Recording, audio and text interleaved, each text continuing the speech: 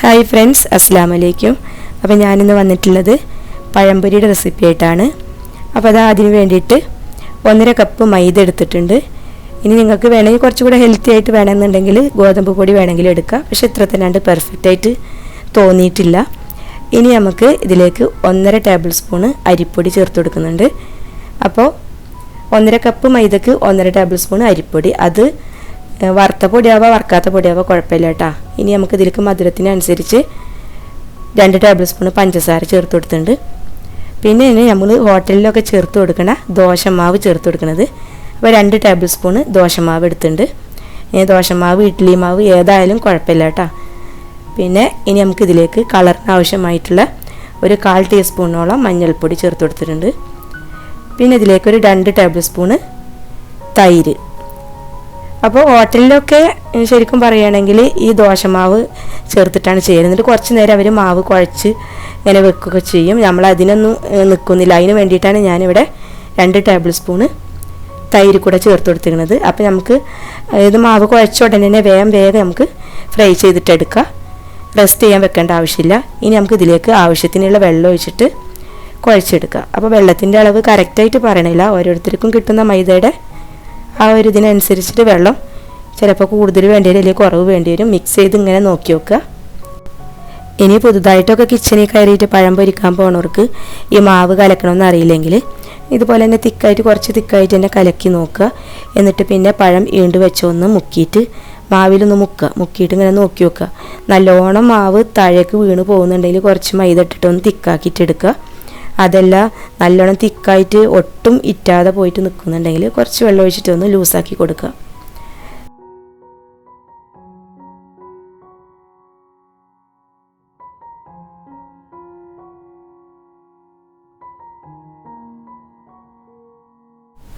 ഇപ്പോൾ ഇവിടെ മാവ് ആവശ്യത്തിനുള്ള ലൂസായിട്ട് കലക്കിയെടുത്തിട്ടുണ്ട് കേട്ടോ. ഇനി നമുക്ക് ഇതിലേക്ക് ഒരു നുള്ളു ഉപ്പ് ചേർത്ത് കൊടുക്കുക. അതുകൂടെ ചേർത്തിട്ട് മിക്സ് ചെയ്യുക.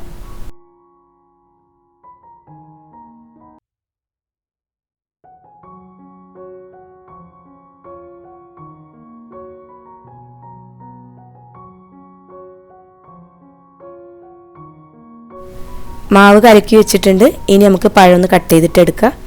അപ്പോൾ അതാ 2 പഴം എടുത്തിട്ടുണ്ട്. തൊലിയൊക്കെ നന്നായിട്ട് കറുത്ത് പോയെങ്കിലും ഉള്ളിലൊന്നും ഒന്നും സംഭവിച്ചിട്ടില്ല. നല്ല മഞ്ഞ കളറോടെ തന്നെ ഇരിക്കുന്നുണ്ട് കേട്ടോ.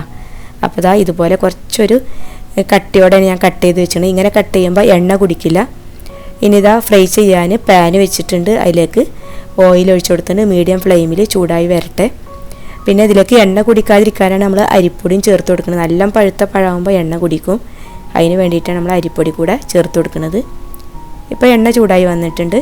നമ്മൾ ഓരോന്നും മാവിൽ മുക്കിയിട്ട് ഇതുപോലെ തന്നെ ഫ്രൈ ചെയ്തിട്ട് എടുക്കുക.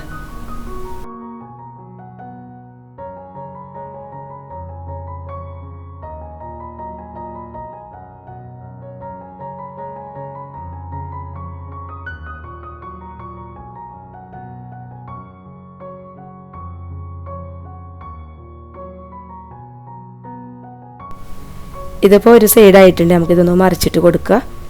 അപ്പോൾ ഇവിടുത്തെ ഒരു പ്രശ്നം എന്ന് വെച്ചാൽ ഇവിടെ അങ്ങനെ മഞ്ഞ കളർ കാണാൻ പാടില്ല. കുറച്ചൊക്കെ ഒന്ന് ഇങ്ങനെ ഇതുപോലെ ഈ കളറ് വരണം പഴംപൊരിക്ക്. അപ്പോൾ അതുവരെ ഞാനൊന്ന് എണ്ണയിലിട്ടിട്ട് ഫ്രൈ ആക്കിയിട്ടുണ്ട്. പിന്നെ എൻ്റെ ഹസ്ബൻഡിനാണെങ്കിലും കുട്ടികൾക്കാണെങ്കിലും അങ്ങനെയാണ് ഇഷ്ടം. അതുപോലെ തന്നെ പഴുക്കാത്ത പഴയിട്ട് ഫ്രൈ ചെയ്തിട്ടുണ്ടെങ്കിൽ പിന്നെ അതൊട്ട് ഇഷ്ടപ്പെടില്ല. നല്ലോണം പഴുത്ത പഴമാണെങ്കിൽ മാത്രമാണ് പഴം പൊരിക്കാൻ നിൽക്കുള്ളൂ. നല്ലോണം കറുത്ത പഴമൊക്കെ ആണെങ്കിൽ മാത്രമാണ് പഴം പൊരിക്കുള്ളൂ.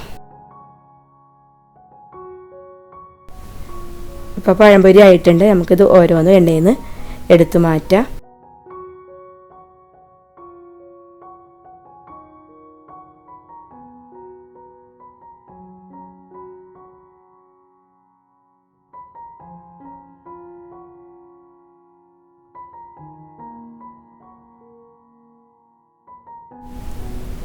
ഇനി ബാക്കിയുള്ളതും ഫ്രൈ ചെയ്തിട്ടെടുക്കുക. പഴംപൊരി ഇഷ്ടപ്പെടാത്തവർ വളരെ കുറച്ചേ ഉണ്ടാവുള്ളൂ. പിന്നെ ഒരു ഗസ്റ്റൊക്കെ വരികയാണെങ്കിൽ 2 പഴം ഉണ്ടെങ്കിൽ പെട്ടെന്ന് തന്നെ ഇതുപോലെ മാവി മുക്കിയിട്ട് ഫ്രൈ ചെയ്തിട്ട് എടുക്കുക. ഒരു പ്ലേറ്റിലേക്ക് ഇഷ്ടം പോലെ ഉണ്ടാവും 2 പഴം ഉണ്ടെങ്കിൽ.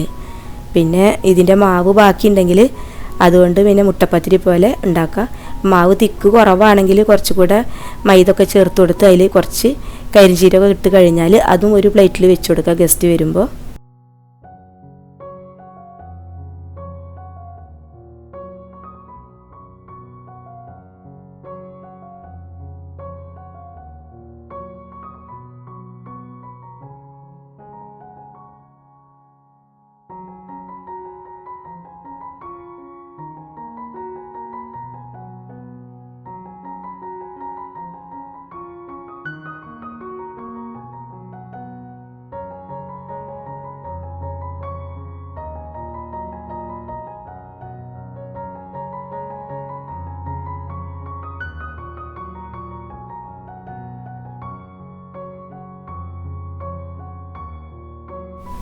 അങ്ങനെ ഇപ്പോൾ നമ്മൾ എല്ലാ പഴംപൊരിയും ഫ്രൈ ചെയ്ത് കഴിഞ്ഞിട്ടുണ്ട്.